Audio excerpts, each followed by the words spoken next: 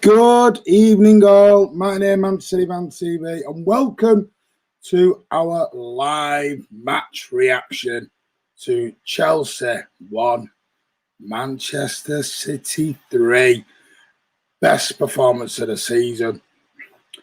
Hope we're all feeling good. I have got a few guests with me this evening. One of them's doing stuff off camera that I don't know what he's doing, but hey, let me get some of those, and because we'll try and be as interactive as we can be this evening, guys. There are a few people on. Levi Greenwood, hi mate, how are you?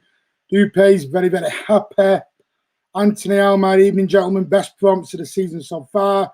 Ilkay, man of the match, silky skills, keep momentum rolling, and we will be there come May. Evening, Jack Lee. How are you, mate?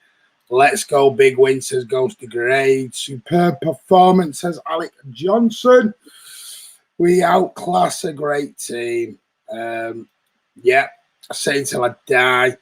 Come on, you Blues. Getting our rhythm back, says Pardew. Jedi Amen. 3-1 easy dubs. Pity about the goal given away. Spoiled an otherwise perfect day. We took chances for a change. Evening, Martin. Dupe's giving his opinion on the bloody thumbnail again. Hi, Harge. How are you, mate? Anyone watching the darts? No, you're on here, mate.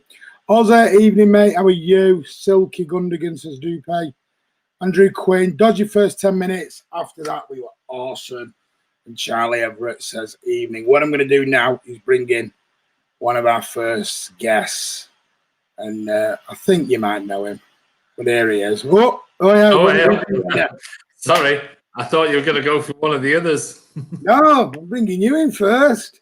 I was on my phone. Yeah, fantastic performance today. The guys were absolutely superb from 1 to 11. They were absolutely brilliant. All of them. There were some dodgy moments for a couple of players, but overall, I thought it was a superb performance. Great to see proper energy back again. But then, let's face it, we have had, 9 days rest. So thanks to Everton for that one. Ooh. Dupe says I'm your thumbnail guy or thumbnail guy. Thumbnail guy, right? Thumbnail guy. We're going to bring in Kurt. How are you, buddy? I'm very well, thanks. Yourself, guys? Yeah. Oh, Andy's got the flashy glass out tonight. Oh no, that's my lad's cocktail glasses, whatever. But what? Is what? You wait until the light flickers off that a funny way, mate. Yeah, there you go. What? Your lad drinks cocktail? Oh, he's superb. Superb, mate. You right up your street if you were in tier 4. That's what I've been waiting for. Should have seen the photos I was sending him on New Year's Eve of what I was drinking. Embarrassing. Guys, have a good New Year's, though. Oh, yeah. Yeah. Fast asleep by 11:30. Yeah, same, mate, pretty much. And it was a bit disappointing that we couldn't keep that clean sheet. I was really, really, really hoping. But you can't have everything in life, can you? Nope. Happy with the 3 points. Let's bring in. I'm going to leave him till last because I think he's got something to show as well. But Tom, how are you, buddy? I'm good. It's good to be back on. I've spoke more in the past 3 seconds than I did all of last night after a very heated debate. No, I'm happy. I'm happy with the result. We went down there and we proved that we're still all guns blazing no matter the disruption that we've had. So yeah, I'm happy with it. So I'm very impressed. And I got the score prediction right, which is always good. That first as well. No, I got it right when we were down at Wembley. On Wembley Way, when you were gesticulating behind the camera when I was doing my interview with Andy. No idea what you mean. I don't do things like that. And our final guess. But that was last year. Yeah. There we go. Yeah. Actually, not bad. 3rd of January, and you've got the first one right. Yeah, makes a change. Done it for all. Our final guest, he's back. Evening, mate. Hey, save the best till last. Hey, very nice. Listen, I'm on the cocktails as well tonight, Andy. I've got a bottle of beer, with another bottle of beer. Oh, Ooh. hardcore. Yeah. Is that What a done? great result. I'll stick to the water. I thought we were What are you fantastic thinking today. out of? Who? Hey, mate, What, two of these a day, and you'll be a healthy boy, mate.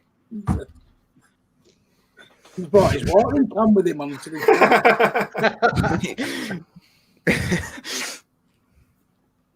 Right, let's get into it then. Chelsea, 3-1.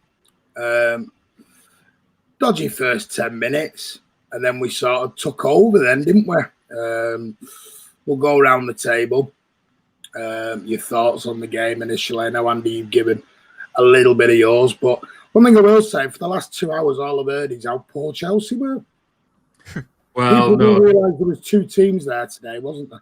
Yeah, I just want, before we go into that, I want to bring something up because I think we all, as Man City fans, not just everyone here, but everybody across Twitter and everything, will totally agree with the sentiments that the fact that Benjamin Mendy has had this furore surrounding him the last 24 hours. That's overshadows today's 3-1 win away at Stamford Bridge, apparently. According to Simon Bajowski, who said Guardiola's defending Mendy's stupidity will overshadow what should be the story from today. City seemingly rediscovering the quality that made them the best team in England. There you go. Can't win, can you? If we play brilliantly, you know, It would have been something. it will be something else. It just, and I'm surprised at Simon. I am, because he's been fairly positive over City over the last 12 months. But I think that's proper clickbait. I don't know whether this is sub-editor or what that's come up with that, but that's his Twitter account. So yeah, poor taste. Some other people have got poor taste in the bloody minute. Hello, Chris. That's Where quite we funny for you, leave? mate. Pardon? That's quite funny for you. I know. I'm on form tonight. Must be the jacket. Hello, Kurt. Said Carl. Kim, Chris. Do you PayPal people before you come on? None of your business, mate. None of your business. Anyone who's getting a bung and a brown envelope off Chris Baker, please let me know. Yeah, raise hand up.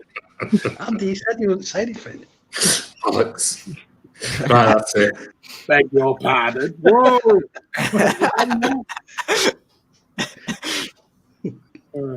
I honestly feel for Lampard as a picture here, boy. I know it is rude. Some people are a bit rude. They are. Kyle Doggo's got a bit of love for me. Hello, Kyle. How are you, mate? Ignore the You're paying him then, are you? Yeah. I don't know what I'm probably paying him. Well, we'll leave that for another one. Does anybody want to have their say on that Mendy stuff before we get going, or should we go straight into the game, seeing as you brought it up? Well, it wasn't about the Mendy thing because I mean, I know you're having to go at the media, and I know it is. That was just purely, you know, it epitomises everything that the media do, and that's why I'm surprised Simon Bajowski's done that because, you know, to overshadow a game where I thought City were excellent, Chelsea they were poor, and I think the players let Frank Lampard down today. But to come up with a headline like that, I just think really is it necessary?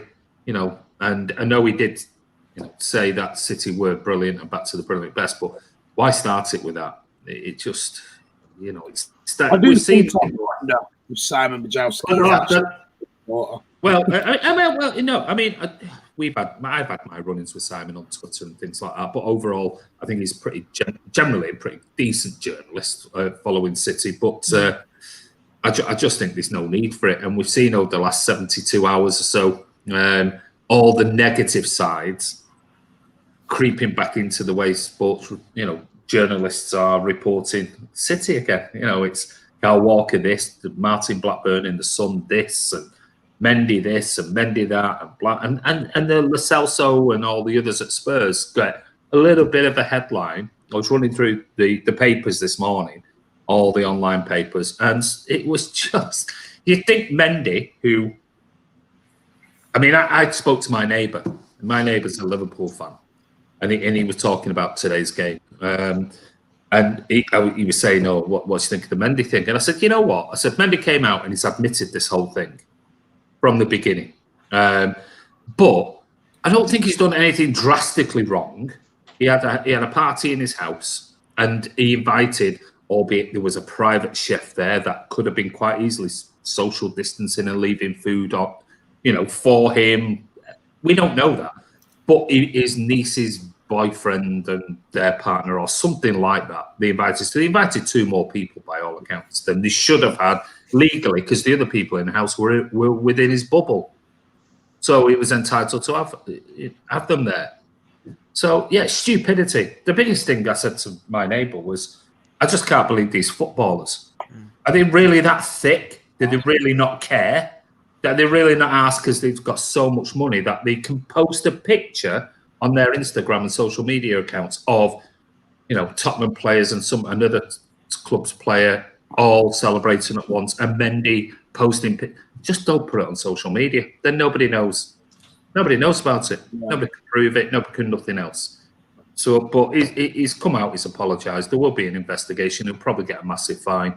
But I was more surprised that he travelled tonight with the squad, even though we know he's already had COVID and things like that. But just from a publicity point of view, I don't think it sent the right message.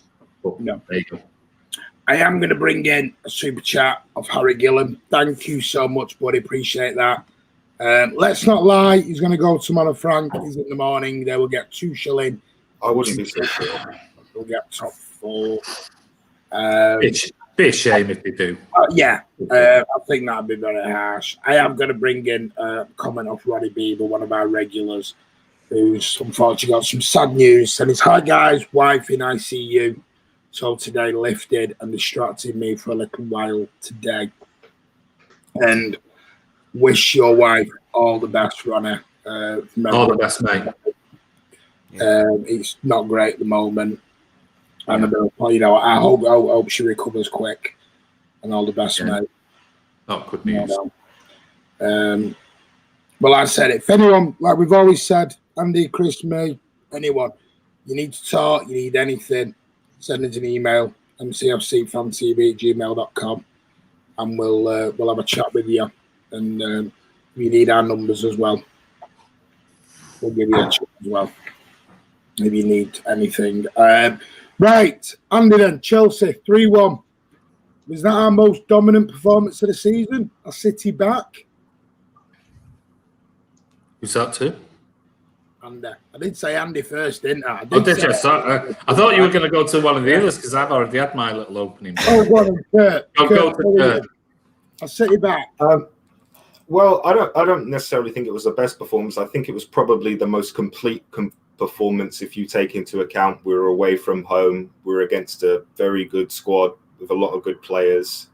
It was a testing time because after this fixture from today, we have 3 home games that are very winnable, and then 3 away games. But I thought all the signs there. But I've been saying this for weeks. I didn't see the issue. I saw that the problems we had from the start of the season were compounded with some of the key injuries that we had in certain areas. We've been lucky in other areas, and I think we're basically been on course for where I thought we've been for weeks, to be honest with you. I don't feel like much has changed. I kind of expected us to win at Chelsea today. I don't think Chelsea are particularly a well-gelled side. I feel like they need a year. I feel like when you bring in 7, it's all well and good bringing in players, but when you're bringing in 5 or 6 players you're expecting to be playing in your team week in, week out, it doesn't just click like that. That needs time. Yeah. Chris, I'll come to you. I will come to Tom. You will get more than a minute tonight. I promise you, buddy, you will. I haven't got the 2 Aussies trying to wind me up tonight. Chris, your opinions on the game, is that, what did you think? I thought it was our best display of the year. I thought the first half we were fantastic. Second half we managed the game really well. So yeah, really happy with that. I hope we can carry on in that vein. I think a couple of times last season we had 2 good games and a bad game. I hope we can this has been a slow builder, I think, to where we're at now. I was really impressed. Yeah. Tom? Yeah, it's all about maintaining it now. You know, it was a really good performance, so we need to sort of hopefully carry that into the United game on Wednesday night. I know it's the Carabao Cup, but like I say, every game counts to make a successful season. I thought we started off slow for the first 10 minutes, but I think that was just a grasp of sort of grasping the fact that we'd just come back and we were bonding as a team again. You know, I think De Bruyne had a few dodgy passes and Rodri did, but after the 10 minutes, I think what sort of turned the game was when Cancelo played that beautiful ball through to Kevin, and Kevin just put it wide, and that's where the game sort of turned. I thought that was the turning point to where we took control. But yeah, overall, a great performance from the lads, and I definitely think Gundogan, Cancelo, and Zinchenko deserve a congratulations for how much they've done today, because I think they've all put in good performances. I definitely think, Cancelo started that whole revolution after 10 minutes. Definitely did. Have I missed something? Why he was just, I was waiting for him to go. And when Cancelo passed that ball to Kevin De Bruyne, right. everything changed and we just became, some of the players today, like Cancelo, is... I could see him laughing. I could see him laughing, and I would try not to laugh because I knew exactly what he was smiling at. he had a bloody good game today. As you know, we do like a game of bingo here on Man City Man TV. What I'd like you to do, we're going to start a new one called Sweepstakes, where you can get your time in when you think Tom will announce the word João or Cancelo, and the nearest one gets 5 minutes alone with Tom to explain his João obsession. No, it's not an obsession. It's just pointing out the facts of who played well today. He just starts with the right side, that's all. Yeah. Right back. And the thing is, people criticised him early on, saying that he only performed against the smaller clubs, and he's come out and played really well tonight. So that's all I was saying. And I thought Gundogan was man of the match. There's no point shadowing that. He was unreal tonight. I thought it was really, really good. Yeah. I'm going to say. KDB, I've had his little bit of critics. Chris will never have it. Chris will love it till he's blue in the face. Chris, was that the old KDB back tonight? I thought he was a bit better than last week. Still not his very best yet. Still a decent performance, mate. He certainly wasn't our worst player, that's for sure. We're going to get into that because I'm not having it. I'm not having that tonight. No. What you're going to say, not having it. Is he going to say Rodri? Yeah, I'm not having it. Oh, we might get into it. Oh, yeah, okay. I'm not having that tonight at all. He was shocking the first half, Martin. I would agree with Chris for a 10, 15, 20-minute period. He looked like it was one of those thinking, oh, my God, what's he going to do tonight? Oh, he's going to definitely... But as the game progressed, he was super. He was excellent. But for that 20-minute period, I'm with you, Chris, I was thinking, oof, Jesus Christ, what's he doing? He's calamitous. But do you think for the first...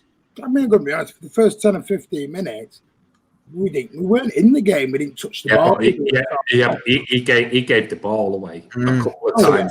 That could have led to something major if it was. Imagine that with a Kane and Son, or a Salah and a Firmino, or Mane.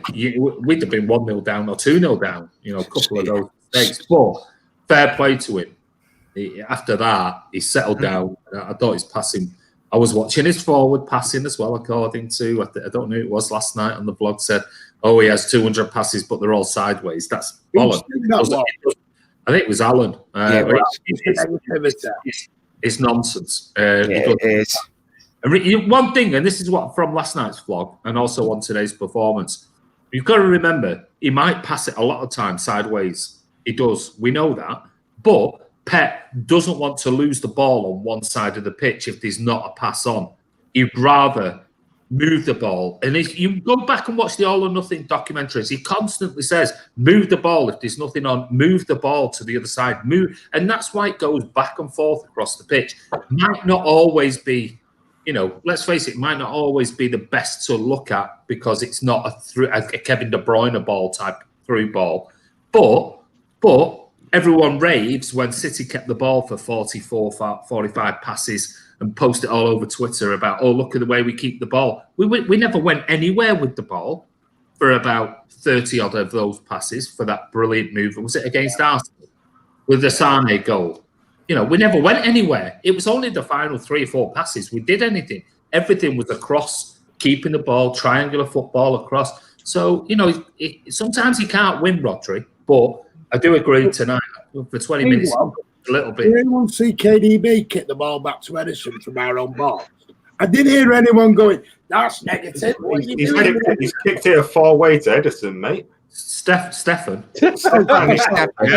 He's got KDB, but I'm not sure he's got a kick that. I was going to say he's trying out for his rugby, mate, and even then that's a stretch. KDB was on the edge of his own box. He smacks it 40 yards back to Stefan. That's the way to do it, mate, because Stefan has a vision of what's in front of him. Kevin's got his back to play. We're 3-0 up. We don't need to deal with that. That draws their 3 centre forwards there. Oh, yeah. It draws them out. It creates space behind. So I don't get this when he passes sideways, Rodri. Yeah. It's what Pep wants him to do. The pass isn't on. He gets it and takes it to the other side. But I am with Chris that first 20 minutes or so. I was thinking. And some very good defending from Stonesy and Diaz to cover him as well. I think John Stonesy's block in the box within the first 25 minutes was unreal. What a block that was. He won every header tonight. Every single duel he won. Yeah. He had the Diaz and I can't remember what minute it was in the second half. And the way they just threw themselves in front of the thing, they were like, I don't care. This ain't going in. You know, if it hits me arm and it's a pen, it's what it is. But I'm going to try and stop this goal. And that's the sort of stuff. I love that stuff, mate. That's what you want. You just them. That's what they're defenders, mate. You shouldn't be so happy about a great pass. A great pass is nice. It's helpful, but that's what it's all about. Keeping the ball out the back of the net, and they're doing a fantastic job. Everyone in the back line tonight. Let's give Chris the right to reply on that one. Go on. On what? On Rodri. Well, I kind of said what I said. I think he had a bad start to the match, Martin. I didn't think in the first half he had a very good game. You know, I thought Zinchenko had a good game. What do you feel about that? I'm going to be honest with you. And this is becoming a habit with me this season. I'm going to stick that where the sun don't shine in a minute. Back with a bloody vengeance, isn't it? It's becoming a habit, this. I'm having to apologise. I'm going to start slagging off more players because they all seem to bloody start behaving and playing. And we've been saying about your football knowledge for so many. Martin, is that why you got sacked from your Sunday League team as manager? Don't get he's already reeled in. Don't. Mate, I was chairman. You were chairman. It was a rigged game. Hey, this is Andy. He says in the comment, "I always said Gundogan's a great bloody player." No. I said Gundogan's first season. I was openly critical of Gundogan. Since then, as you know, Gundogan came to us with a horrific injury. He did. His injury was a horrific injury. Yeah. And to be honest with you, David Silva was playing his position the whole time, and he was having to play the single, the holding DM on his own a lot of the time in bygone seasons. And he did a fantastic job for the most part there. Sure, he lost the ball and he didn't have the pace to recover sometimes, but it's not his natural position, which leads me right into Zinchenko. I text this man before the game and I said, Zinchenko's starting. You remember what happened last time Zinchenko started at the Bridge? Tell us. I said, you remember what happened last time Zinchenko started at the Bridge at left back? We won 6-0. I said, he's going to pocket Ziyech. That's why I said to him 30 minutes before the game started. See, when was the last time Zinchenko played? It's the confidence I have in this boy. You just mentioned the player there. You just mentioned a player. I know it's probably unfair on Chelsea and the player, but Ziyech, one of the players that on Man City Fan TV, we had tons and tons and tons of people going, we should buy him, I can't believe we've not bought him. I'm sure we should. Exactly the same with Aouar. Exactly the same. These players are good players, but they're not better than what we have. And if we're not buying them better what we have, what's the point? That's the reality with those players. Same type of player, yeah. Yeah, that's my thing. But Zinchenko, the guy came in for a couple mil was sent out on loan, and we all know what happens to players that get sent out on loan. They never come back. You never see them again. They disappear. He somehow squeaked his little butt in the team, somehow got a run in a team that went on to become Centurions in position that is it's not like it's remotely natural. He's not even a defensive-sided midfielder. He's an attacking offensive midfielder playing fullback in this Pep system when he's got no pace, and he's covering centre-back was Otamendi behind him, and people always giving him stick. You know, you can give players stick, but if they're not playing in their natural positions, you've got to be realistic in your appraisal of them. And he's done a fantastic job for the club, and he's going to make us 20, 30 million, mate. Who is? Zinchenko, mate. I agree. I think Zinchenko 20, 30 million, yeah, easily. He's an established international. What are you talking about, mate? Yeah, easily. You're looking very hot, Martin. Take that coat off. Honestly. I agree. Don't get me wrong. Zinchenko has his faults. He's not good enough for our squad, and we should replace him. But let's not discredit what he done. Like how many other players would have been able to just go, you know what? I went on loan to PSV Jong. He wasn't even in the PSV top team. He was in their second team playing in the lower Eredivisie. And then he somehow got in a preseason. We kept him in the squad because he was under the 23 bracket, so he wasn't counting for the eligibility. So it was basically a free roll on a player. He got his chance, he took it, and he stayed with us for years. He could have swanned off to play as a backup in Wolves midfield, but he said, "No, I want to stay. My ambitions are higher than that." And I think he's warranted that. I think he's going to get a good move. Listen, I just think people have been way too harsh. I haven't been on it for a long time, innit? So I don't. But I know for a fact, a long time people have been overly critical of Zinchenko, and it just boils my bones. It just makes me mad. It's not necessary. I can only comment on what I see on a football pitch. Oh yeah, don't get me wrong. He's made some horrific mistakes. He's caused us was it the 2018 season when we went 100 points? He pretty much played most of those games, and he was on wasn't like a 27 game winning streak when he was starting. We won, yeah. And then I remember, what was it? It was the Norwich game when we lost 3-2. He made two mistakes in that game when we lost 3-2 to Norwich at Norwich's place, and they sat there for 40 minutes after the game celebrating, as you do. And then ever since then, he got dropped, and then his form's been abysmal. But no, I agree with you. He deserved to be dropped, and he does deserve to be sold. But he's not a left back, and I just think he needs to be praised for how well he's done. You know, I think he did play well tonight. The only reason I said about 30 million is we accepted a £16 million bid from Wolves. Accepted 16 million. So I don't think City are going that high on 30 million. Is my point. I don't think they are looking that high for him. If you want me to be totally honest, I don't think they will. They'll probably go for the lower end of that 20 million, most likely. I don't think he's doubled his price tag in 12 months, if I'm totally honest with you. But that's especially now. I think he's a 20 million plus player. But to be fair, with some of the garbage that people are in this day. Accepted 16 million. Yeah, selling him as a left back. That's what we need. If you're selling him if you're buying him as a left back, you wouldn't pay nowhere near 20 million for him. But if you're buying him to play in his natural position, I think that's a reasonable fee. But I mean, the thing on that is, if he can play left back and he can play in his normal position, a lot of teams want versatility. They want versatility. 20 million for somebody who's full international, regular international. I mean, it's 20 million is peanuts. I do think we should get rid of Zinchenko. I don't think he should be in our squad. I don't think he's nowhere near good enough. But that doesn't discredit the fact that, you know what I mean. 20 minutes defending him, then go. Yeah, we should. No, but I was defending. No, it's fair. I think he was fair with what he said. If he was a left back and he came from our academy, he was just not that great, and he should have been binned 2 years ago. I get it, but you know what I mean. I think he's done really well for himself. He's come out the middle of nowhere in Ukraine and playing for a garbage team. You know what I mean. And now look at him. He's one of the most key players in his national side. Okay, listen, I was going to say I thought he did quite well actually today before everyone jumped down my pipe hole there. I was about to say that he's done. I'll shut up for half an hour now. Bloody hell.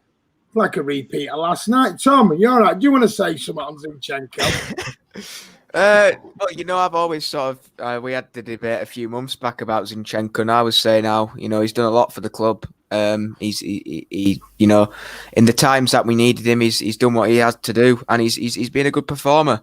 Obviously, if we can get at least 20 million for him, I definitely think we should accept it. And especially if Wolves are linked with him again, especially the transfer windows they've had, you know, Matt Doherty's gone out, not Ruben Neves, Diego Jota's gone out, you know, that's an attacking player and a fullback, and he can do both of them. So, you know, that if they're looking for versatility, you know, he's a man who could come in and do that job for him. And I definitely think Wolves would pay 20 million for him, because if you look in the world at the moment and how football is, there's not many players such as Zinchenko and his sort of capabilities that you could probably pick up with Premier League experience and international experience for 20 million. So anybody who gets him for, you know, 20 to 30 million is quite a good signing. It is a very good signing, especially if he's going to be playing every week as well, because that's another thing I think we realised with Zinchenko. You know, playing every week was everything for him to, you know, show what he's worth. I think that's what's sort of affected him over the past few, you know, over the past 12 months, not being able to play too much. I think he's based on form, Zinchenko. So, yeah, if somebody can get him 20 to 30 million and he's playing every week for them, I can see him being a very, very good player for him. Agree. Chris, Zinchenko? Someone in the comments has put down, you know, as a squad player, you can't knock him, can you? He never causes any trouble. No, you know, he loves being here. He tries his best. I think he just needs a bit of confidence. I think we'd see better of him, but it's hard for him to get a run of games in the team. So I have no problem with Zinchenko at all. It's a set, Chris. That's the same for a number of players, though, isn't it? You know, we can say the same. 4 or 5 players going, they just never get a run again. They just can't seem to get it. And with the squad we got and the amount of cup competitions we're in and the amount of, you know, Pep wants to win everything. I mean, I think you would see these players like Zinchenko and others. If we were just going to go all in for the Premier League solely at the expense of every other cup competition in the Premier League, you'd probably see the likes of a Zinchenko and others, Bernardo Silva at the moment, getting runs of games. But Pep wants to go strong in everything. I know I have said I do think he's going to go for the Champions League this season. And if we're in with a squeak in March, he'll probably go for both. But, you know, some of these players are not going to get runs of games. You look at Foden. Foden is a prime example. Yeah. I'm going to go on to him in a minute. Phil, next, actually. Phil Foden. Including me, I bitch, moan and complain that he doesn't get his chance. Oh, Andy's frozen. Oh, no, he's unfrozen. You just froze there with your eyes closed for a moment. Might have been for me. I don't know. Foden, I bitch, moan and complain about this guy being in the team regularly. First half, I thought he was outstanding. I don't know what you're laughing at. It's Chris. It's not me. It's Chris. It's the naughty one. Can you imagine the WhatsApp group with these two wallies in it? It's terrible. You think the bullying on here is bad? You want to see it on WhatsApp? Oh, don't use that word, please. You know I'm the one who will get the grief for that. I'm the biggest bully in the world, yeah. We all bully each other. We don't have that until apparently it's bullying. All joking aside, Foden, first half. Second half went out the game. Is that the reason why he's not... I mean, you said it in the comments in the watch-along, Andy. Is this why he's not consistently getting runs? Because he's not doing the 90 minutes performance. Well, I mean, I said to you, I said in the comments in the watch-along, it's just... There's another classic example of how fantastic he is, basically. Yeah. I mean, first half, amazing. And we've seen many times this season, one half, amazing, another half just falls away and don't, you know. Now, I do understand that some people might say, well, if they go all out and they're winning 3-0, then everyone drops off. And I think tonight most players did drop off in the second half. But if you're a player who is so desperate to be in this team, and, you know, if you believe any of the garbage rumours that he's unhappy at City and is this, that and the other, go and watch his interview post-match. Go and watch his interview. He says everything we've been saying on here, well, I've been saying, for months, saying, you know, it's tough. He has to work his socks off. He's got to, you know, progress. He's got to work harder. He's got to play better. He's saying all the right things in front of the camera, telling it from his own mouth, not Twitter accounts, not us, not anyone else, from his own mouth. So if he's saying it from his own mouth, and we're seeing that he's not playing 90 minutes or 80 minutes at that superb level when he gets a chance, then Pep's gonna, rotate and things like that. But I think Pep was really pleased with him today because overall he had a good game. I don't know if you guys caught it at the end of the game. He grabbed Foden and seemed really happy with him, and just letting him know that when he came off, that I was really happy with what you did. Yeah. It's a lot easier to float out of games on the wing and not be a problem, though. If he would have been in the mid-centre and he would have been absent for 45 minutes, it would have been a bit more of a problem. Yeah, I mean, that's a fair comment. Yeah, it's a fair comment. But at the end of the day, you look at where the goals came from. And those they were from that area, weren't they? With KDB and Foden Foden on that half. Foden and Zinchenko have always had good link-up play whenever they played together. Yeah.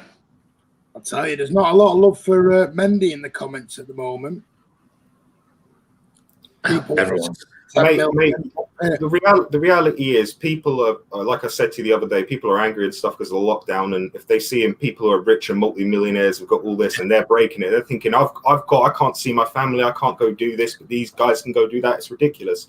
And it's fair to a degree, but to attack an individual on it is not reasonable. To be angry that footballers are doing it, I think it's reasonable, but to attack individuals isn't a reasonable thing to do. Yeah. Chris, Foden, what did you make of his display today? I thought great goal. What a finish. Been a great first half. Like Andy said, I think the second half we changed our system a little bit. Yeah. And I think we didn't press as hard. So I think that made Foden not look quite as good as he did in the first half. I think he had a good game. There was a moment in the game where Pep had a bit of a go putting the ball in too early, wasn't there? And then a couple of times he got the ball after that, you could see that he was, hanging back. I probably waited a little too long on one of them, but he's learning. I think he does need a few more games in the first team. Great. I mean, whether it was by the Pep was forced into playing him today because of all the different people out, but Mahrez was on the bench. I was really happy to see Phil get a game against one of the top teams away from home, and I think he acquitted himself really well. I'm really happy with him. I don't expect a 20-year-old to be pulling out, world-class performance after world-class performance. The potential's there. It's clear to see. Yeah. I mean, Tom, I've always been a lover of Foden. I've never wanted him to be world-class every game. I just like him to have 6, 7, 8 games run. And then we'll see what he does. I don't like this. Pops in for a game, you don't see him for 5 games, and then pops in for another game. I think especially, I know it's easy to say it's when he's got time and but you're not going to know until you see consistently what the young lad can do properly. Because he is a young lad and he's going to make mistakes. Okay, right. Can I just ask a question? Because obviously I wasn't on last night when this same discussion was being talked about last night. So who does he come in for? Who gets dropped? Because you're gonna have to drop somebody for 5 or 6 games to make him. And I'm not saying that's the wrong decision. I'm on the fence with the Foden thing. I think I would rather trust in Pep when he's ready. But and I can understand people why he needs 6, 7 games. Right? Who gets dropped? Because at the moment, our best player in midfield is Gundogan. Yeah, no, I agree. So you'd have to drop Gundogan over Foden. You're not going to drop Kevin De Bruyne to bring in Foden. Bernardo Silva's hitting a bit of form at the moment, so I guess he's could be the fall guy. So if Foden comes in and plays 5, 6 games and he is a 6 out of 10 most of those games, what happens to Bernardo Silva, who's maybe starting to regain what was the player of the season for Man City 2 seasons ago? And this is the conundrum. It's all right saying, well, I want to see him 5, 6. Right, well, who gets dropped? Because Rodri won't be dropped because it's a different position. Yeah. KDB won't, and Gundogan is one of our best players. So who do you drop? And this goes against a little bit, but after watching that today, maybe left wing the only place for him right now. In which case, for a while. So, in which case, Kurt, I've said it before. It might be the only way we can squeeze Foden into this squad at the moment. Apart from an injury to a key player. So you're going to take Sterling out, which that ain't going to happen. No, because I think Sterling on the right. So is it Mahrez? So is it Mahrez then? Is this the player that's going to be dropped? What happens to Bernardo Silva when Aguero comes back? This is the thing. This is the whole conundrum. It's easy saying I want 5-6 games out of it. But that means you're dropping Mahrez, which, let's face it, I think many people will say Mahrez has been one of the better players at City this season. I think everyone would agree. I'm not a Mahrez fan, but I think he's been one of the better players. Bernardo's starting to come into form. I thought he played well today. But are we going to drop him? Or when Torres is not out of eyesight, is he bin now because Foden has to have 5-6 get? It's not fantasy football. It's one of these are the things that Pep has to decide. And I agree. I'd love to see him 5-6 games, but there are casualties to that. I think the decision has already been made. I think Bernardo covers the right side of centre if Kevin's out and plays right wing back up, and Foden will do the same on the left side. I think the only way we're going to get a run from is if either Gundogan or Kevin De Bruyne have a layoff for a period of time via injury. Well, I agree. I want to bring this in with Lenny there, and this is just my thinking of it. And people will say professional footballers fail to do it. Foden spent energy in the first half and a dip in the second. But in all fairness, if he's not playing regularly 90 minutes anyway, he's possibly going to have a dip, because if he's only dipping in every 5 or 6 games, getting a consistent 90 out of him is always going to be hard, because by the time he hits 60, he might not have the fuel in the tank to keep going at that level. Is my other side. I don't think honestly today was a dip in form, because a dip in the second half because of lack of game. I think Kurt said, and I think Carl said it as well. There was a change in formation and strategy in the second half, and I think that was the reason why as well. But as an attacking player, you didn't see a massive drop of form off Sterling running at players, KDB in the second half, Gundogan in the second. You didn't see a massive drop off from those 3 players. No, but that's what I'm saying. They're used to that.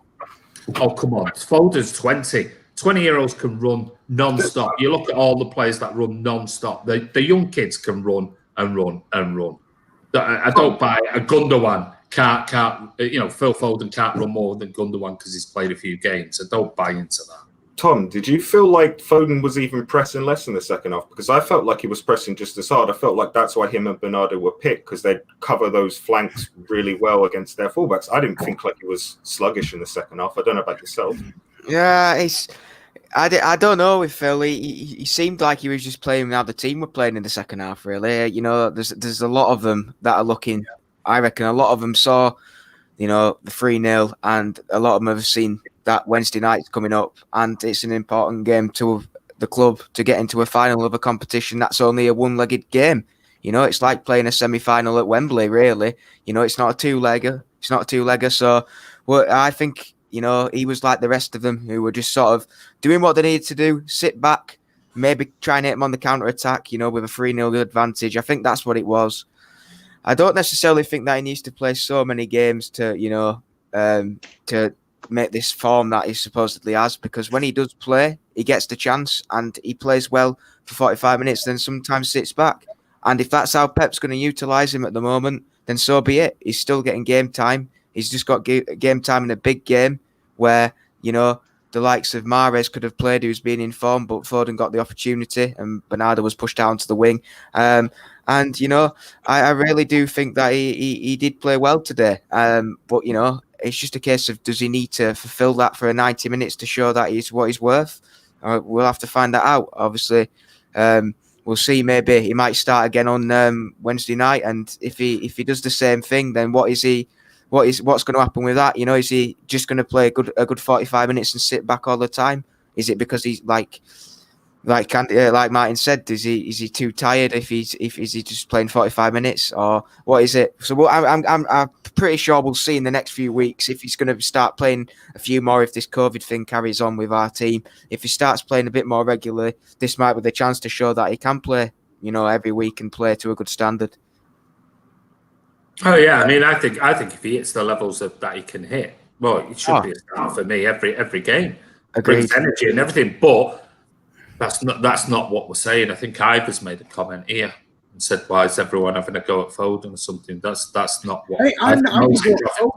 Don't see why Foden is a target. Nobody's targeting him.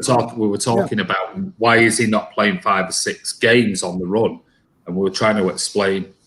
Well, for who? That's the point behind it. It's not having a go at Foden. Just saying, Foden. Why is he not? Maybe it's because the difficult answer is for who at this moment in time. It's a tough one. I can't speak for others.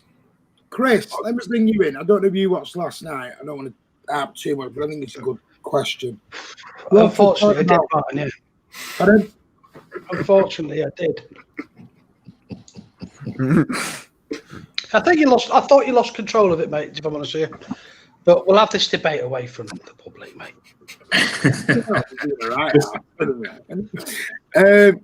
But no, you think about it. Ross was talking about Delap and all the youngsters. And Andy's hit the nail on the head. It's not as easy just to roll in these youngsters and go, here you go, play a game. And then you've got to drop someone on 150 grand a week and say, see you later, mate, you're going down into exactly. God knows how long. I think we discussed this as time was on, Martin. That is the point, is that you've got players like Bernardo, Mahrez on big money who don't. Yeah. There are only Sterling, Kevin, Ederson, Alamina Diaz, who are pretty much playing near enough every game. Yeah. So you have got a lot of rotating going on, and I think it's just normal for football fans to want to see their own players, the lads from the academy, get a game. I mean, that's the same at any club. They're the players that you want to see do well. Yeah, I mean, I think the thing is, we have to remember when you buy a deep, good squad of players, this is what happens. You can't. A manager doesn't just stick out for me 11 players on a football pitch and go off you go, lads. It's about managing behind the scenes as well, and managing these young lads and managing these big personalities. He were on a bucket load of money, and they're sat there going, "Boss, why am I not in?" I mean, let's be honest, we don't know. We were down at the bare bones today, but we had Mbete, we had Taylor Howard-Bellis, where there's rumours apparently City would like him to go on loan to gain some proper first team action. There's been rumours about Blackburn Rovers. I think it'd be spot on for him to go out for Taylor Howard-Bellis. Yeah. It was rumored. But the thing at the minute, Martin, is Laporte can't get in the team, can he? So how can Taylor Howard-Bellis get in the team when Diaz and Stones are playing? Not getting in the team. Do you guys not think that Taylor Howard-Bellis is just going to go on loan for half a season and take Garcia's spot in the squad as the fifth choice? Maybe. I think there's potential for that, because I think with the 4 centre backs we have, they're all at very good ages and they're going to be around for quite a while. And well, if you sign Fernandinho on an extra year or two for Martin, then you've got another centre back, haven't you? If I have to see Fernandinho as centre back, I'll unless it's needs must, I'll be very upset. Fernandinho, you'd want to see him for a year or two, though, wouldn't you? Fernandinho staying for another 2 years. I wouldn't want him to stay if he was going to be playing out of position at centre back. But you'd want him to stay for another year or two. Mate, pay him, just let him do what he wants. Doesn't have to play football. Anyway, right, swiftly moving on. We could sit here all night and talk about. Moving him out if he's going to bring that in. What? Oh, he's gone off now. He'll be back in a minute, Andy. I'm only joking. But it's a great debate, and it really is. And maybe we'll get more into this another time. But we've got to remember, we've got this deep squad with the other players. We want to bring in new players in the summer. People are going to have to leave. We can't have a 50-man squad and go, there you go. We're only allowed we've got to have so many homegrown. We're only allowed a certain amount of foreign players. We can't just roll out 50 players and go, well, keep him because he's good and keep him. And that's the whole point of it. Sometimes we have to let go of players to bring in other players. What are you laughing at now down there? Who, me? Yeah. I'm waiting for you to get your P45 off Andy. He's removed his camera. Oh. Bad mistake. That one, mate. 1995 Blackburn, maybe. He'll be back in a minute. He's probably just. Are you going to let Tom say anyway? Yeah, Tom. Go on. Yeah. What do you want me to talk about? I forgot the question. It was 20 minutes ago before you asked me. I can't remember what your question was. This is why having 5 on sometimes becomes very difficult. It made no difference last night. Can we stop mentioning last night? Why? Take the floor, Tom. Just. I got a high score on Angry Birds last night. These youngsters, Delap and like I said, Foden. You know, like I've just said, we've got this big, huge squad with loads of world-class players.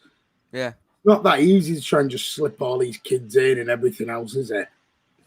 Well, no, not when you're fighting on all 4 fronts. You know, there's obviously Pep knows who's going to play and who's not. Let's be honest. He knows who's right and who isn't right. With the lap, hopefully we can see him a little bit more. I think we will start to see him a little bit more in the cup competitions when it gets a little bit deeper into it. Obviously, the Carabao Cup will be over soon, so the FA Cup will come. I'd like to see Delap start a little bit more, obviously, because he's not had a lot of time. It was ever since sort of the Leicester game, he's sort of been, you know, pushed out a little bit. But I guess that's just how it was. But hopefully, when he gets his chance, he'll get another chance. And you know, it was like Foden in his early days. You know, when Foden first came in, he was only getting a game or 2 here and there, and then he'd go back to the EDS squad. And that's the transition period that you know, Delap's in. You have to remember he's not fully part of the first team squad yet.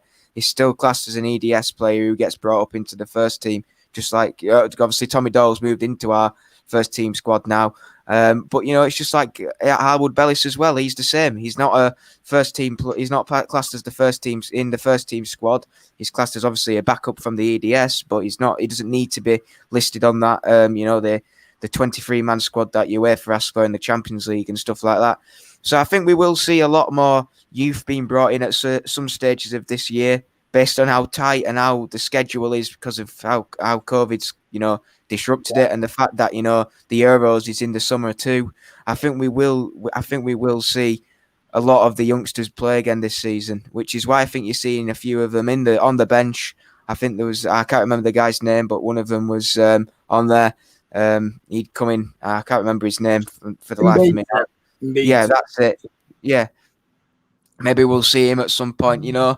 And I think it's just a case of trusting Pep and the backroom staff and the academy on how they, you know, the production of how they bring in the academy players into this first team squad, and you know how they process it, because you know we've, you know, produced a lot of good talent. You know, Sancho obviously didn't want to wait, and you know, vice versa. But Foden's come in and proved himself, and you know that's what the academy brings. And you know, Liam Delap showed little promises in the time that he got given. So I believe that if he does get given a few more chances this season, which I think he will, especially in the FA Cup against Birmingham, I think he might start that game because I don't think he'll start Serge. I think Delap will get his chance against Birmingham, and then we see what he's like again. And if he keeps maintaining those performances when he gets the chance, he might come a little bit more of a regular like Foden did, you know, maybe coming on for the last 20 minutes here and there, maybe, you know, resting Serge or, you know, resting Gabby or whatever. And, you know, he can come in and maybe do a job. But yeah, I think it's just a waiting game for Delap, especially because, you know, he's young. He's only just, I don't think he's even 18 yet. So I think we'll see. But I don't think he should go anywhere because he's a class player. Can we just give a shout out to Ozzy? Yeah, we hadn't missed. I had seen it. I was just waiting to bring it up. I do apologise, Ozzy. Says I understand where Andy is coming from, but you have lots of games to play. This is why we got rotation. We need at least 2 players in each position. Did I hear you talking about Delap? Yeah.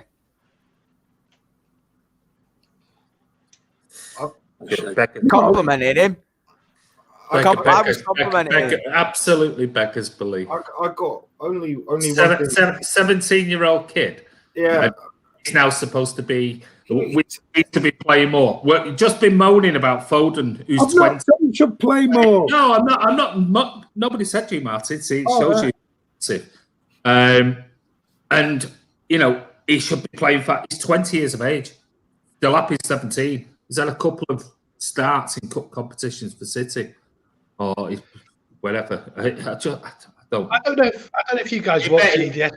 It beggars belief. I was just about to say, Chris is the connoisseur on EDS. EDS, Delap gets wound up so easily. The red can't wait to happen. Yeah, he is. He's got to calm down a lot before he can be considered in the first team squad.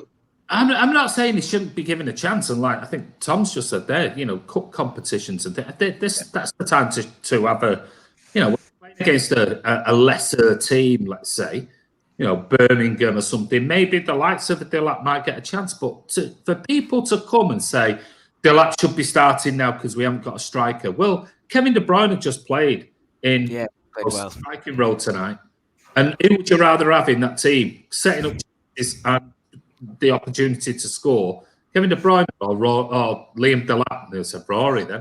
Good throw-ins. Rory Delap. We'll take something. I find it absolutely baffling that somebody would say, well, and the last night on the vlog, we should sell him then. If we're not going to sell him. It's like, what? I don't know. I don't know. I'm baffled. I still stick to what I said last night. But I still think our academy is a little bit of FFP way around. Yeah, but of course it is.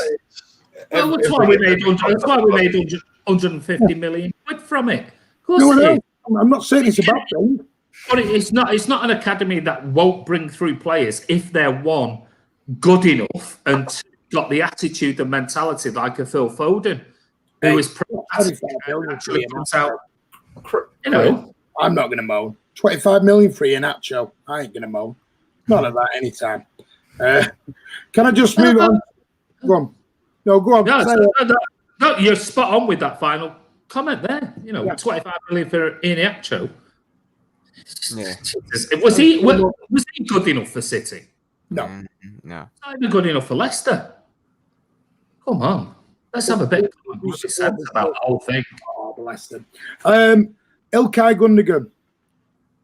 I know we started a little bit earlier on, but we always used to think it was Rodri and Gundogan was this double, two holding CDMs, which Kurt will say it wasn't because Gundogan was always more forward.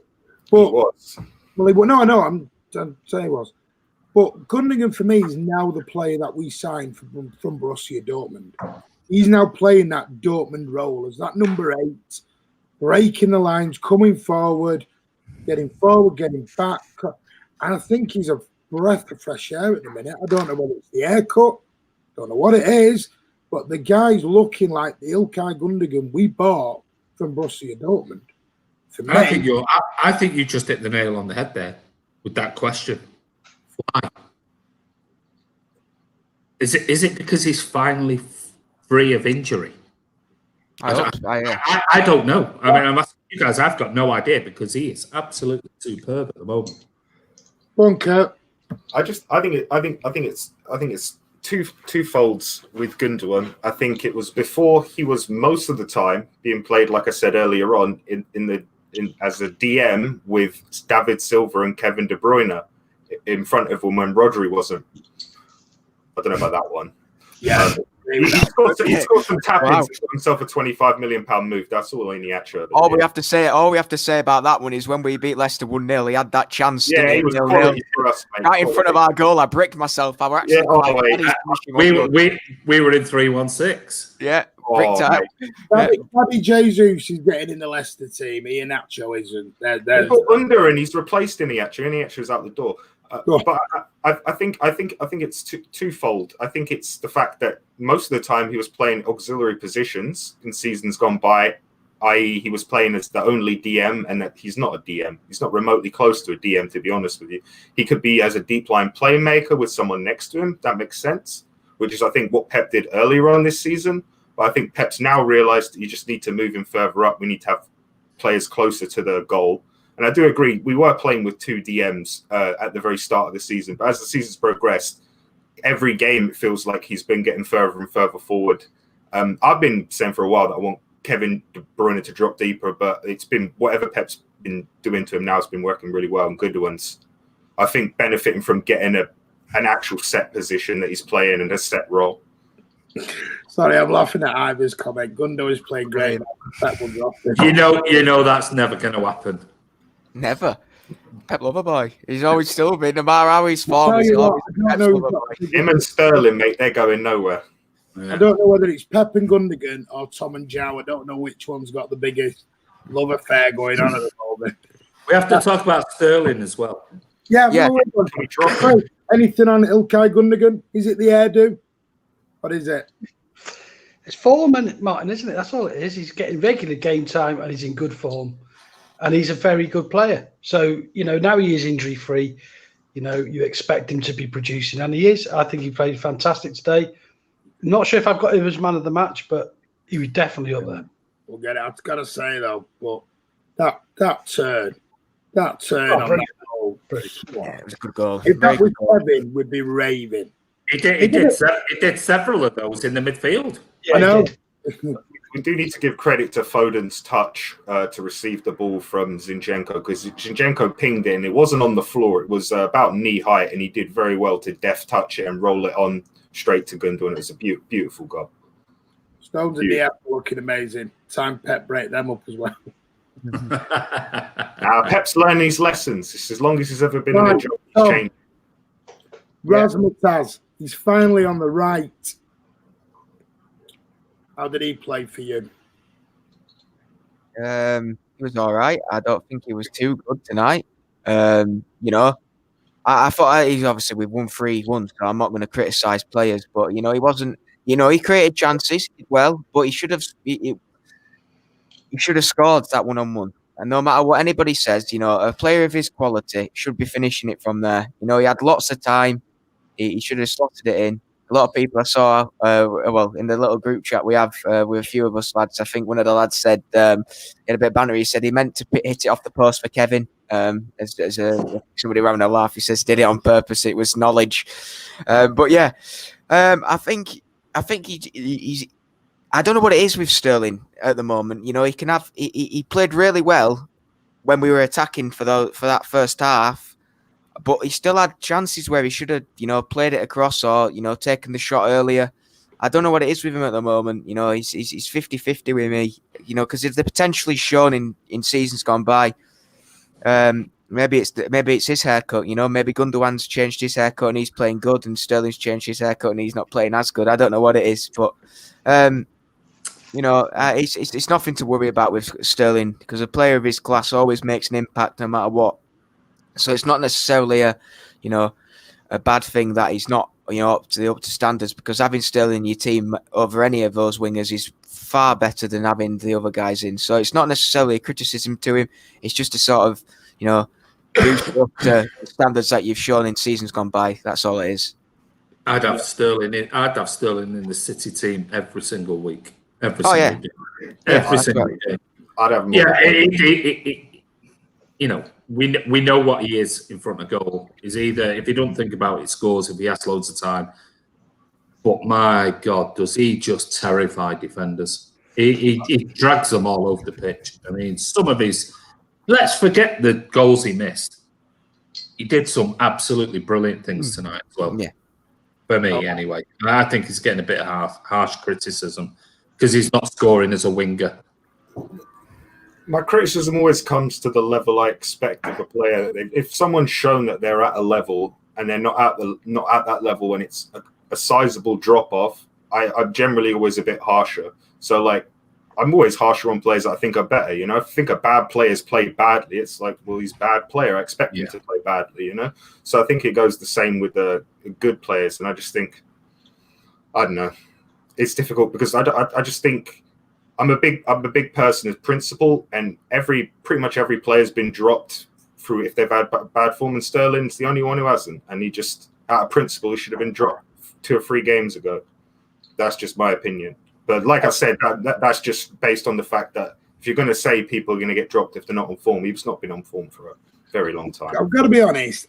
I thought I think he's not been on form. Do you not think is his form now? He's got to score 31 goals. No, I would. It's not about scoring 30 goals. I think he creates so much for City that it gets totally. It's not. I agree. It's not the ideal finisher you want in the team, but I think he creates so much off the ball as well as on the ball. Isn't because of the lack of goals, because wide players are expected to get goals, but that's not their single purpose. Sterling's main goals came from when we had dangerous balls on the left and he could be on the right for those tap-ins, and that's a lot of his goals has been more cutting in from the left, scoring a lot more these finesse goals that he didn't have in his locker years gone by. That's why I'm criticising him more, because he's improved in game. He's not just some quick player who runs it down and whips it or gets a tap in at the back close. He's a world-class player. And if you're a world-class player, you should be at that level consistently and about being consistent. Yeah, I still say if Sterling pulls that ball back, curls it in the top corner tonight instead of it in the post, everyone's going, fucking hell, what a goal! Absolutely. How calm is that? How calm is that? I would have been. He should have just shifted it past him and tapped it in. But hold on a minute. So he shifts it past him, cuts it back, curls it in the top corner, and everyone's going, oh no, shit! That he should have done it first time. Really? Yeah, really? But two defenders got back into position to be able to make attempts at blocks because he ran it into a cul-de-sac instead of just shifting it. That's not my point. My point is, I just said, if he would have just curled that into the top corner, everyone would be going, you know, that was cool. Cool as you like in front of goal. Okay. Fine margins, strikers. Fine margins. That's like saying, how shit was Kevin De Bruyne's finish tonight in the first half? I agree with you would have gone, well, Sergio would have just dinked that over the top of him and gone in. Kevin De Bruyne, what's that all about? That's a shit finish. No, they don't do that because it's Kevin De Bruyne. But when Raheem Sterling as a winger does it, it's crap. Should have done this, should have done that, should have done the other. I mean, come on, guys. Yeah, I'm probably overcritical of Sterling, but like I said, it's just because I know how good he is. He gets a lot of harsh criticism in my opinion, but everyone's about opinions. I think there's still more to come from Sterling. That's the scary thing. He can still go up a level or two for me. You know, he's 26. You don't generally reach your peak till 27, 28 is when you're in your pomp, raring to go world class. Chris, where are you with this? Razmataz. Just on that 1-on-1, I thought it was really strange that he shifted to his left and not his right. That's the only thing I've criticized. Would go mental. That's my issue with that. That was Jesus would be going mental. Because if KD scored that, any player, you know. But I thought he looked a lot better on the right hand side. Yeah. I think that's where he should play. I think the team looks better when he's on the right hand side. Look far more dynamic as a team with him out there. So yeah, I agree. There's a lot. I don't think he's in the best of form. I think Kurt's got a point really in saying that everyone's but I would not play him on the left hand side. Andy Allen, name these left wingers. Just look what other world class. Name me one world class left winger. Go on, that would have done something different. Who are all these world class left wingers? I think you were all discussing about the fact that wingers are in rare supply these days, and they usually go for a lot of money, don't they, Andy? Yeah. And who's these left wingers? There he is. Oh, there you go. There you go. Now, if that was Leroy, you brought it in superbly well. I can't believe you brought it in. I thought you'd love it. Oh, thank you for bringing that in, mate. Well, Chris started it off. He started with the Leroy crap. No, somebody said in the comments. Was it his fault? No, Chris didn't say anything tonight about Leroy. Leroy in the comments. Somebody said he scored tonight, so I was giving him a shout out. Yeah, he did. Look, Leroy did. Oh, sugar. That one. He did. I didn't see that one. I'm just Chris, I didn't even see it. Leonard. They're all at it. Oh my God! There you go. Adam Quinn, who got excited when Chelsea scored for some reason earlier on. That's what it's all about. Did you have a bet on? I presume he had a bet on. Sane started and scored today. Breaking news. Against who? I don't know who they played today. I've lost my train of I watched thought. the Dortmund game. I've lost me. See, you've knocked me on my train of thought out. I bloody shot me. That's not Mention Leroy. I'm not talking about bloody Leroy. Why? Shut up. His attitude's brilliant. We were talking about Raz, no, and the right wing. Yeah. We get a point from Martin that. Morris is 29 when his peak going to start. I'm not. Morris is. Oh, I don't want to. I'll get angry. I've already had my. I was Zinchenko. I'll save it for another night. One at a time. No, stop getting angry on here, please. Relax. Yeah, Ronnie Beaver's got it. Bang on. Negredo. Yes. There you go. What a legend. Negredo. What a man. Beast. I love Sterling. I just think, what was that then? Beast. That's what you always used to say, Jan, when he He scored. sounded like a bumblebee then. Like, No, I shouted beast. Yeah. I just think sometimes he runs a little bit down some cul-de-sacs and blind alleys now and again, and I just like him to be. It's like tonight he got in the box in the second half, and he ran into 3 defenders, and they weren't near him. He was running into him, and it was like, where are you going with that? You're not going anywhere with that, right? Sterling's an instinct player, right? So being on the right means he does things first time, so he doesn't have to think about things. So they work a lot more often. Would that be a potential way people like him on the right more? Because on the left, he dilly-dallies. He's got to put it onto his right foot. He's got to think about what he's going to do.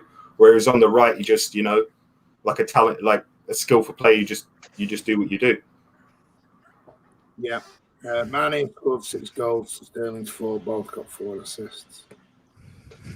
Are you stat padding there while you're on it? Well, no. Just I think Charlie Everett said Mane is the left winger who would finish that goal easily or whatever else. Well, he's got 2 more goals than Raheem Sterling. That's both have got 4 assists. Started something now. Echoes. Oh, yeah, I'll take it back for that. That's a man I can get behind. Oh, yeah. All right. Anyway, right. Man of the match. Who's your man of the match? Wow. Kevin De Bruyne. Why? I thought he was absolutely superb today. For all games, yeah. I mean, even for some of the moves that he made for the goals, and his goal, I thought he was superb. I thought he playing in that role, which was a strange false 9 but striker at times, and leading the line, run his socks off non-stop, was still chasing down, towards the end. He's a world class. He's absolutely amazing. But I mean, you could give massive shouts out to Cancelo, to Stones, who I thought was superb. Diaz was excellent again. Zinchenko had a good game. Gundogan was right up with Kevin De Bruyne for me. Absolutely brilliant. But Kevin De Bruyne for me, I thought was superb. Gundogan very, very close behind. Chris, who was your man of the match? Stones for me. I thought he was world class. He was very good. I thought he had an outstanding game. There were some great performances in there. I thought Gundogan was very close. Kevin again won. But for me, Stones was just sensational. He was superb. Yeah, he was good. Very good. Don't think he had a lot to do in the second half, but I thought first half. It was the way he was stepping out with the ball, He He was. so calm. Oh, so calm. It was brilliant. Thomas? Yeah, well, you never called me that before. You've never called me that before. Thomas. Thomas. Well, it is Sunday. I'll use the Sunday name. Tea time, Thomas. Wow. It'd be okay for me. It's Gundo for me. I thought he was really good tonight. Like Andy says, it was definitely for me personally between De Bruyne and Gundogan, just based on how they ran the show, really. The fact that they kept a player like N'Golo Kante so quiet just shows you how good they are. I thought Gundogan, based on how he finished his goal and how he sort of just, ran that midfield, I'd give it to Gundogan, but Kevin to play up front and still have the same impact as he would do playing in midfield just shows you how good a player he is. And obviously, you have to give special mentions to John Stones, absolutely solid. Ruben Dias, absolutely solid as well. I thought Foden obviously played well, and Cancelo also played really well too. That took 4 minutes to get to that then. Yeah, I did. That's what he went all around the houses, didn't he? Just to come back to Oh, Cancelo. yeah. We've started something now. Well, Bob Taylor. Yeah, it's going on and going on. Someone's put DeMarcus Beasley. Oh, gosh. Right out loud. The marketing ploy that didn't really, Hey, you know what I got really excited about once who we signed? Do you remember Trebelsi from Ajax, who we signed? Yeah. I was like, wow, that's a big signing for us at the time. And I was like, wow. That was you. Yeah. Hey, you scored it. I was excited when we got Mackham, mate, but 5 mil not well spent. Can we discuss Pep's selection? Pep's somebody who's come in for a lot of grief on this channel by certain members. Did he have gonna finish outside of the top 4? Who was all that? of these things. But look at the team selection he made today. And people say, oh, well, he couldn't really pick anyone else. Yeah, he could. He could have picked lots of different players. Could have picked Mahrez over Bernardo. Could have picked Aguero. He went with Kevin as the false 9 striker role. We didn't have a full bench. It makes no difference. We're talking about the team selection. Look at the players who came on. I've got Fernandinho, Aguero, and Mahrez. Exactly, that's a strong bench, that. No, I agree. I've got an issue with the sub. Thought Aguero for 5 minutes was a bit of a joke. I said it in the watch. No, it's just to give him a run out. He doesn't need a run out. He needs minutes, not a run out. It's less lengths he has to do on the Stamford Bridge pitch afterwards when everyone goes away. all the subs who have not come on. Yeah. They all have to bomb up and down. They're all pissed off. I think Kevin could have come off sooner and Aguero could have come on earlier. I think Frank Lampard, half time he sent out all of his bench. I think he'll have sent out the whole team to do a cool down session or something, or a warm up, because they didn't really get started at all, did they? They were awful. So who are the players down today? Got him also. His Pep selection was awful first 15 minutes. Then he became a genius again. There you go. Like I said to you, though, Martin, before the game, I was really happy with the selection. The only thing I would have changed is I would have had Mahrez started instead of Sterling. But that's just me. Chris, what did you think of the team selection? Yeah, I was happy with it. I think it's the defenders where we were short, wasn't it? So, I thought he picked well. Happy with it. Really good performance. I was happy when I saw it. I was like I said on WhatsApp, I would have been happy with the draw when I saw the 2 lineups. Chelsea looked a strong lineup. But I'm not sure about this first 10 or 15 minutes either. I don't expect a home team to just play poorly. I expect it to be a stormy after weather, and it wasn't much of a storm. And as Tom said, as soon as João was on the ball, the feared is from that moment onwards. So it's João magic. He turned the game on its head, that lad, with that pass, and unfortunately Kevin didn't quite put it away. But yeah, I think Pep picked well today. Zach Steffen, I was a bit odd for whatever he did in the first 5 minutes with his pass back, malarkey. I wasn't mentioning that. But didn't have a lot to do. Yeah, but other than that, he didn't really have much to do, so you can't really judge. But obviously, it could be a debut for Scott Carson on Wednesday night. Who knows? But who knows? Scotty might be in goal. He might come in to show leadership and passion, which is what I've seen in derbies. We need experience. I've been saying that for years now in derbies. So maybe Scott will be in. Does anyone, before we wrap up, does anyone want to touch on Wednesday at all? Yeah, if you want to. Yeah, can do. Oh God, don't all jump out your seats there. I didn't want to. I don't know. You did direct it, mate. You're the host. Yours was a closed question. Does anybody? Okay, then. Christopher. If you ask an open question, maybe people might. I just called you Christopher now, Chris. Christopher. Thomas and Christopher at the bottom. Finally. I don't know what Kurt's short for. Just Kurt, mate. Oh, that's- Curtis. Well, I've got Curtis. Andrew. I've got Andrew. Curtis. Christopher. Christopher, how do you feel about Wednesday night? How do I feel about Wednesday night? All right. Are you confident with that team going in? Do you think it pushes us on now for Wednesday night? And like I said in the title, we're going for a title now. We want it back. Well, I fear for United on Wednesday, mate. There's no VAR involved, so that's No, one man there- down. It's back, mate. But, It is. you know, There is in the Oh, well, semis. That's it, Ed. We're buggered, mate. Honestly, should have Hey? put Manchester United versus Manchester City. listen, It's- I don't care what anyone says. It's rigged, mate. United's penalty count is unbelievable. It is amazing, isn't it? It's unreal.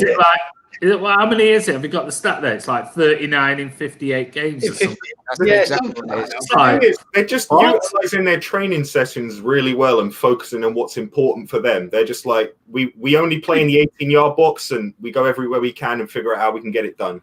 Did anyone see the clip on Twitter with Pogba? Yeah, when he went like that. Yeah, it was the same guy. He was like that. So Yeah. him having because he didn't dive and go down. Absolute idiot. You know, What an I'll be idiot. a bit more sly about it. Do you know what I mean? Like, Absolutely embarrassing. Absolutely embarrassing. They've always had, favours from the refs. I don't care what anyone says, but it's just more blatant. It's more blatant now than ever. So we just got to play well. We'll beat them. We're a better team than Scum. Who's scared of them lot? 7-0 Martin. Good lad. That's it. 7-0. 7-0 Martin. What? Scott Carson hat trick.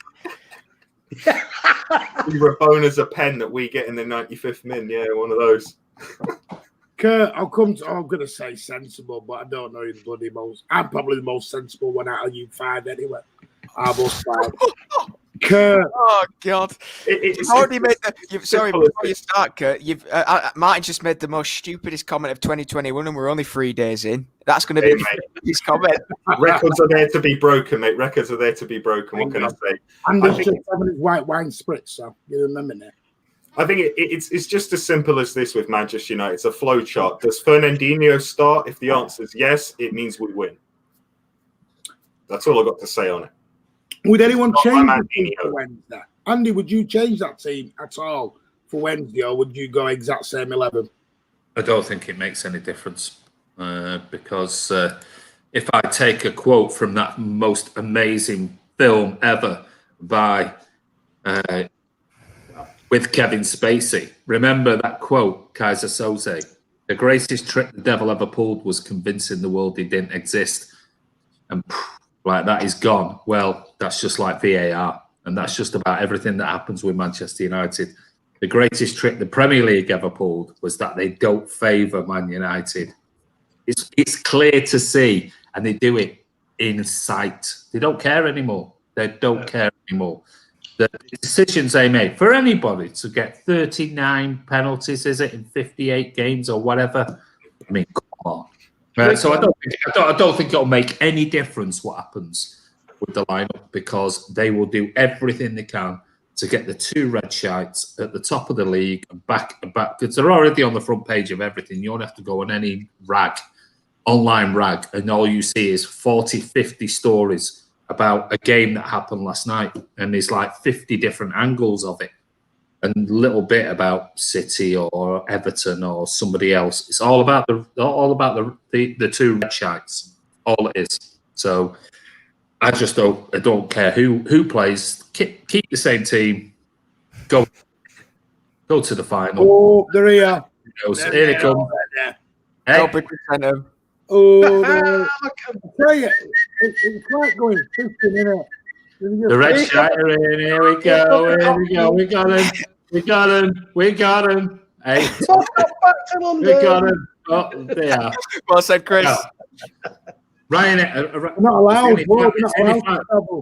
Is there any SAS flights or Ryanair flights back to Dublin or Scandinavia? I don't know. We're not at Anfield. Calm down. Actually, it's a little bit late, isn't it? You're joking, aren't you? You're joking. I fly through Dublin and Scandinavia all the time. It's full of United fans, full of Liverpool fans. I'll probably tell you. Norway, isn't it? Definitely. I'll never forget All over, mate. the But time no, I went to London for my birthday to watch a show.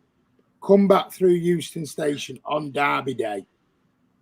I thought it was a privately rented Manchester United train that I got on. It's I like paid for first class. I couldn't sit in first class because there was that many rags going up to Manchester. I was the only man. Me and the missus were the only mancs on the bloody train. It was. I thought it was all a myth till I saw it. I was like, mate, that's how I have to go up there, mate. I have to sit on the train with all those muppets. You got the sacrifices we make, mate. The sacrifices we make. Tom, same team for Wednesday. I hope so. You know, maybe give our touch. Maybe Serge might come in and have a get. You know, maybe might start. Maybe drop Kevin back into midfield. Who knows? Who knows what he does? You know, nobody really knows what he'll do. But I hope that he just puts out a strong squad and we don't take it lightly because it's a semi-final of a cup, like we've said. It's a derby. After the last performance in a derby, which was only about 3 or 4 weeks ago, which was very, very poor. I think we need to just show that the derbies mean a lot to the club, which as fans they do. So let's see what happens. So fingers crossed we can get the win and keep the same lineup. But obviously it does depend on what referee we have and what else. I can tell you the referee is Martin Atkinson. And Well, the official is Jonathan Moss. Oh God! He's quite all right with us, to be honest. Jonathan Moss is all right with us. Yeah. Are you having a laugh? He's one of the better ones we've had. John Moss, bloody hell, he's not. And Martin Atkinson's as bad. Torres won't start on Wednesday because we do think, from what I've seen, I think he's one of the ones. Edison as well out for Wednesday. Yeah, he should be. Edison should be back, shouldn't he, before Wednesday? It depends. I'm not sure on this. It depends on whether they've got to have another test, I think, to come back negative. And also remember, we're not trained. Don't three negative tests constitute for footballers that you can come back? Yeah, but they want to train either. I wouldn't like the idea of rolling them out the day after when they've not trained for. I don't think it'll make much difference for a keeper. I thought you were going to say. I do think the distribution is key, though. No. I mean, I don't think it will make training wise. I don't think he can still train. It's not like he's poorly and things like that. I think he can still train. As of now, it's unknown whether he's going to be able to start or not. Yeah. Okay. That's we don't know. We don't know. I didn't know it was guaranteed out or there was a possibility. I wasn't sure either way. Is it not only 10 days for everyone else, but for footballers it's shortened as long as you do 3 negative tests in consecutive days? Well, according to that, Everton will be. Don't know the rules anymore. I really don't know the protocols. As of tomorrow, that'll be 10 days. So, but I don't know. Here's a question. Last thing on this, and then we'll promise we'll wrap it up. Cancelo's doing that well at the moment, and it was something Carl brought up on Twitter that I know you responded to, Andy. Does Walker get back in anymore? Or is he going to have to really work now? Has Cancelo took over the number 1 right back? No. I think you have 2 sets of fullbacks that complement each other. I think when you're playing João, you're better off having a more defensive-sided left fullback, as in playing like an Ake at left back with João, so he can bomb, and do the vice versa on the right. Your Walker is the more defensive, and if we were playing Mendy or Mendy would be fit, it would be him. I think it's just personnel for the games. Walker's right for some games, and Cancelo's right for others. Chris? It's a bit of a silly question, isn't it? Walker's our number one. I just wanted to put it. Cancelo is definitely has done well when he's coming in, but Walker's still holding that position, no doubt about it. Unless, of course, Martin, he's had a party somewhere in London, like you told me. And, Hang on a minute. I got told earlier Mendy done now, and then Pep's confirmed it all today. So, and I didn't say Walker. I said that's what's been said. I said I didn't say it was true, did I? Something about tier 1 clickbait merchant. Told you something. Gosh. No, that was Harry Kane, mate. I was talking about. Yeah, was it for 11 million or something? Can you go and have another rest with your family? Bloody hell. Cancelo must be better going forward. And I know what you're going to say on this, but Walker back in eventually. I mean, every single day of the week. I mean, I'm sorry, Tom, it's not a slight on Cancelo. Walker's a far better right back than Cancelo. Cancelo is, I think, better playing it. And if you look at the way Cancelo's played and the positions he's played in, which I think is what I said, it was Carl. I can't remember who it was, but on Twitter, Cancelo was playing in an 8 role in the last game, or against Newcastle. The last game, Newcastle, can't remember. He was playing in an 8 role, so I think he's more flexible than Kyle Walker for the team. But as a right back, Kyle Walker every single day of the week. But Cancelo, I think, is superb. He could play left back. Could probably in a cup competition like against Birmingham or whoever, play in that 8 role and drift out wide, because I think he's got more versatility than Walker has, and I think he's better in that that final third. But if you're talking about as a right back position, I'd have Walker every day, every single day over Cancelo. But that's no slight on Cancelo, because I think he's done amazing and was very good today. Sorry, Tom. Oh, Thomas. Stop calling me that. No point in asking Thomas there. No, because defensively, I'd choose Walker. It depends what game it is. Walker's a better all-round player. Although Cancelo's done the second most tackles in a City shirt this season. Other than that, he can play left back. To have Cancelo and Walker in your team playing together, I'll ask you the question. The third goal the first goal, the fourth goal tonight, the one we conceded. Where was Cancelo? In midfield. Zinchenko then going down. It was Zinchenko's. It was Zinchenko's. No. Zinchenko had two players. Wasn't he? Had 2 players to mark. How's he going to outrun Hudson-Odoi came on after he's fresh. He was 20 minutes left. Zinchenko's hadn't been playing in ages. He's never, even if they were both playing at the start of the game and you made him sprint, Hudson-Odoi is always getting there first. But he had 2 players looking at 2 players. Zinchenko. Who do I? The cross came in very easily from the left. Where was Cancelo for that? I don't think Walker would have allowed, because of his pace, and I'm saying it's not because of skill. I just think his pace just gets him out of trouble so many times. That's the only thing. Yeah, I agree with that, definitely. But, on form, if Cancelo keeps performing and Walker comes back in and doesn't play well, I think Cancelo should go back in. And I'm not saying that because I like Cancelo. I'm saying basic facts of the fact if anybody else had come back in and played like he has done, it's just a situation with Gundogan, you know what I mean? If we play Gundogan there, nobody's going to beat him at the moment, no matter who you are, what you do. So if, Walker comes back in and plays and doesn't have, a good game. If Cancelo plays again the weekend after and plays well, then he's got a decision to make. But obviously, all round and proven fact is Walker is far better defensively. Well, this one here, Walker has a mistake in him every game. He did I mean, that's a real broad statement, considering he was possibly one of our best players this season. And was definitely one of our best players last season. Oh, definitely. I won't say he has a mistake in him every single game. And sorry, Andy. No, go on, mate. Yeah, and as a player, a lot of criticism came to him in his early years with us, and he has matured and come an all-round class player now. The little mistakes that you could have sort of blamed maybe on his first season that he was with us have completely gone, and he's always making chances rather than making mistakes now, which is good to see. Because, I can maybe agree with that statement within the first 2 seasons, but since he's been the first choice and there's been no competition, he's been absolutely solid, and you can't really criticise him because there's not really any.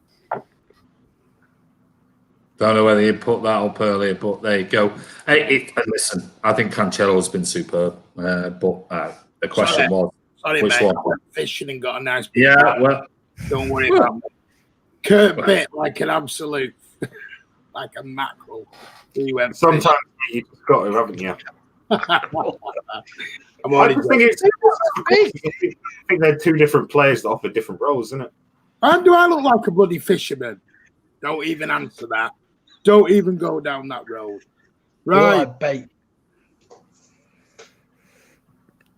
Back to college for me tomorrow online. Lucky you. I'm not talking about that at all. Right. That's going to conclude our City versus Chelsea match reaction, where City, for me, are in. They want the title back. They're in the title race.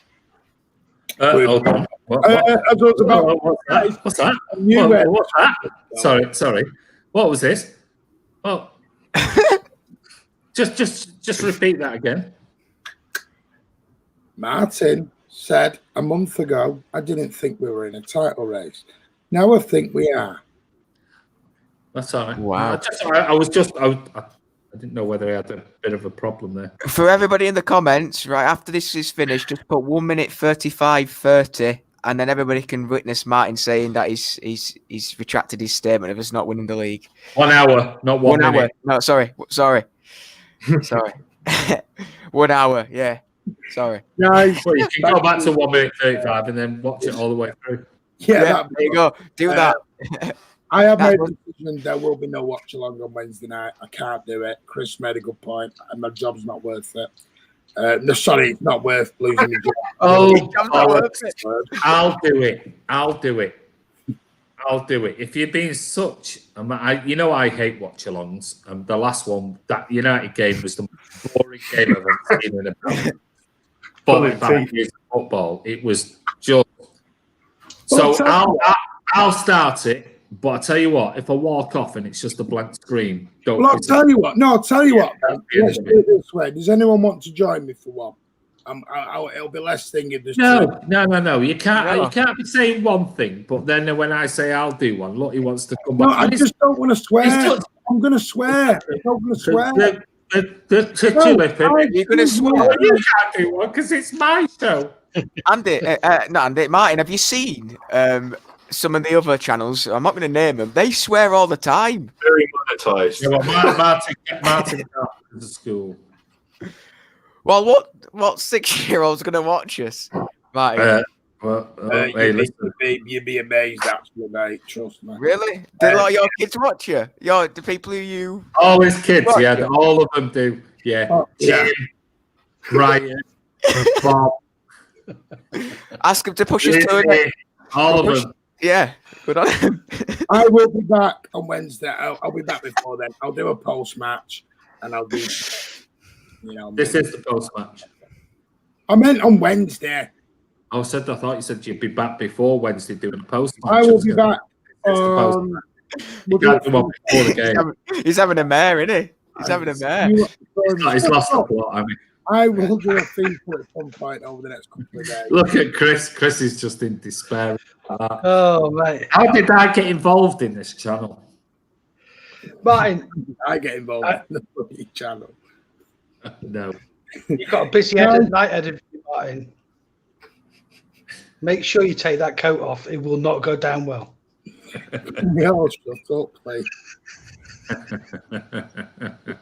Tom, do the watch along. There you go. Guys, thank you to Yeah, Tom. Oh, but no. You fancy doing the watch along, Kurt? Do you want to do it? Do you want to do it? I'm not doing it. No. Nobody wants to do it. No,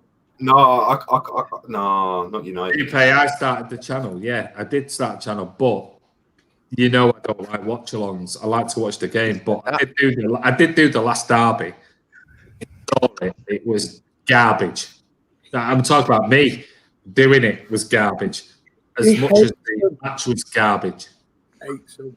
I got to see Stanley. Should we do a coin toss? It's boring. I'd rather pull teeth than do a watch along. If I'm Oh, being that honest. Coin toss. But people enjoy it. People enjoy it, and other channels do it, and things like that. It's just not something.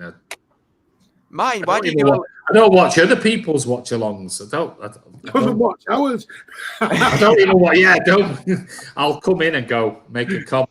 Martin, why don't you link up and do a double one with Mark Goldbridge? You know, you could split the screen 50-50. That'd be a good watch. That you and Mark. Yeah, Seeing as he knows you now, anyway. It's too big for us. Yeah. I'll tell you what I'll do. I'll contact Pundit J now. I might do something with Pundit J prior to the match. He did. So all clubs should have a great like us. They were brilliant. Yeah. So I'll watch out maybe tomorrow. I will message him now. I have just done something for him for his channel. So I might just message him now, see if he'll do a little sound. But as you know, Pundit J doesn't come on he won't show his face. So maybe he'll do something tomorrow. I've met him. Yeah. You've met Goldbridge? No, Pundit J. All right. Matt, please do not go back to Goldbridge going Martin versus Goldbridge. That was never ever started, please. Right, guys, can I wrap up now? I've been trying to do the bloody outro for 25 minutes. Well, that's what we're trying to make it a regular occasion like it always is, Martin. You know, they usually are this long, so we're just trying to make it, you know, the same as every week. Anyway, what about VAR? It was asked last night by loads and loads of subscribers. They're taking the mickey because we've been talking VAR. And you said, "Oh, I'm going to speak about it on the next one." Guys, thank you for joining us this evening for the Chelsea City match reaction. City are back in the title race. I'm going to leave you with, Sneezer, Sleazer, Dopey and Grumpy over there. Thank you, and Kurt, Tom and Chris for joining us this evening. You're welcome. Always a pleasure, mate. Have you noticed the gruesome twosome? Stay quiet on that one. Yeah, but we speak to you about 8,000 trillion times. There we go. Not my choice. Okay. Guys, have a lovely, lovely evening. No, you didn't discuss Bernardo at all. You know, you did every player battle from Bernardo. Yes, I agree. I Shocking. I thought Bernardo was good tonight. Yeah, he was. Yeah. See what I have to put up with. Next match reaction, I'm coming on my own. And Dino. Pundit J while you're down. I'm just messaging him now. So And I thought Dino played well when he came on, you know. Great stream, guys. Kurt, you're a legend. Chris is class. Andy's the king. Tommy's Cancelo, #1 fan. And Martin. That was it. That's not very nice, is it? Hey, listen, don't forget. I did send Sam Matterface a Happy New Year DM. He sent it back, and he actually thinks this season for City is going to be, he said to me, it's going to be a great year. And he thinks City are going to be, Premier League, Champions League, who knows? But we're back to... I'm going to back myself into a corner now. Go on then. January the 3rd, 2021. Go on. We'll win the quad. You're a funny guy, Martin. He goes 2 weeks ago. We're in a top 4 battle. We're winning the quad. What the? Honestly, get him gone. We weren't even in the top 4 a month ago. Oh, Pep's this, Pep's that, Pep's the other. Now we're going to win the quad. He's bipolar. He's by something. You know, he's had a few after tonight. This year's the year. Do you know, I had a feeling with Pellegrini's last year that we were going to thank you for joining us. I will see you. Look at him. Andy will be back at some point tomorrow, Tuesday, Wednesday, whenever he's back. I'll be back the other day to do the FIFA stream. And the quad debate. And the quad debate. And the quad debate, yeah. And then after we've been beaten by United, he'd be like, no, I never said quad. I said treble. I said treble. I never said, go back and watch it. I said quad. I said treble. I said, we're in the semi-final. We'll beat the Rags. I think we'll win the league. I think. And the Champions League. And Champions the League. And the Carabao Cup for the 4th year running. Yeah, so don't worry. Guys, take care. Have a lovely weekend. And have a lovely start to your week. I'm going to leave this lot numpty. And as always, of the Blues.